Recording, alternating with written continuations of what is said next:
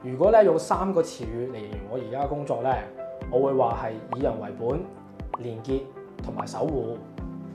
大家好，我係 Terry， 我係藥健同心香港聖公會社區藥房嘅高級藥劑師。我本身咧都做過公營醫院同埋啲連鎖藥房。咁喺呢啲工作當中咧，我慢慢發現到我最想做嘅咧，其實就係將藥劑師嗰個服務咧拉近到社區同埋街坊嘅身邊。嗰個照顧咧，由攞藥嗰刻延伸咧到佢哋日常生活當中。咁好多人咧以為藥劑師咧淨係識得派藥，其實唔係嘅，我哋仲可以提供好多唔同類型嘅服務㗎。譬如好似一啲小病小痛管理咁樣，就住一啲咧傷風感冒啊、喉嚨痛、皮膚敏感咁樣，藥劑師咧都可以幫手處理嘅。另外咧，針對一啲病人咧，佢哋食緊好多種唔同嘅藥物，又或者咧近排有轉過藥咁樣，我哋仲會提供藥物管理服務。黃大仙咧就係一個好多長者嘅地區，其實咧要建立信任咧好簡單嘅啫。第一，我哋咧要記得咧街坊個名同佢嘅背景。第二啊，用字咧要夠貼地，少啲用一啲專業嘅字眼，用多啲咧日常入邊生活嘅例子。第三咧就係要一個主動同埋持續嘅跟進同埋關心佢哋啦。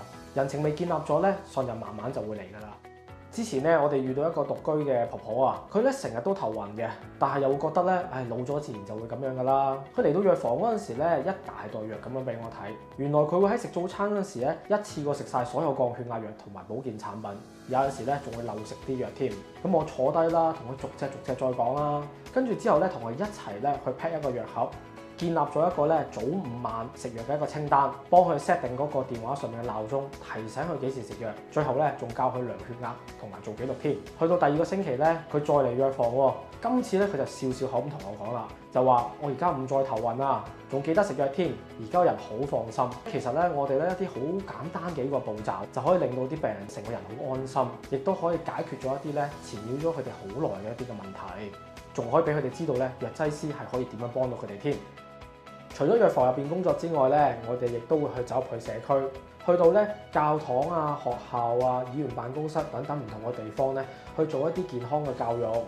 有陣時有需要咧，我哋都會上門去提供一啲藥物管理服務。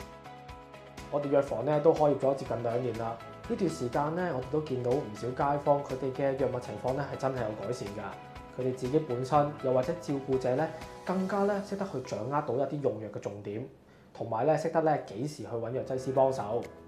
呢份咧以病人為本嘅初心咧，就係咧我投入去社區藥房工作嘅最大動力。